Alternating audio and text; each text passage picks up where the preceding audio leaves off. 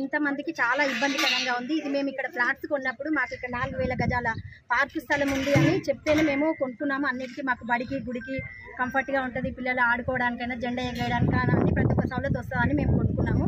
తర్వాత మాకు తెలిసింది ఇది కబ్జా అయిందని, 400,000 గజాల ఫ్లాట్ కబ్జా అయిందని తెలిసింది. ఇది మా కాలనీ వాళ్ళు, అసోసియేషన్ వారు, డాక్టర్స్ కాలనీ వారు, ఇతర కాలనీ వాళ్ళు కూడా ఇది తీసుకురావాలని చాలా ప్రయత్నాలు చేస్తున్నారు.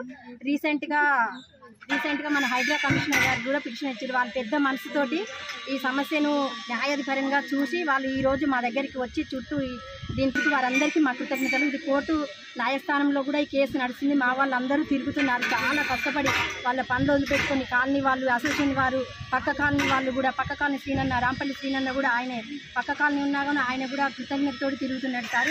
న్యాయమూర్తి గారు కూడా ఇది సమస్యను మనసులో పెట్టుకొని న్యాయపరంగా ఆలోచించి మా మహిళల గురించి కూడా, మహిళలకు బతుకమ్మ ఆడుకోవడానికి ఇబ్బంది అవుతుంది సార్. మాకు జెండా ఎగిరేస్తే ఈ రోడ్ల మీద ఎగిరేసుకున్నాం 26 జనవరికి, 15 ఆగస్టుకి.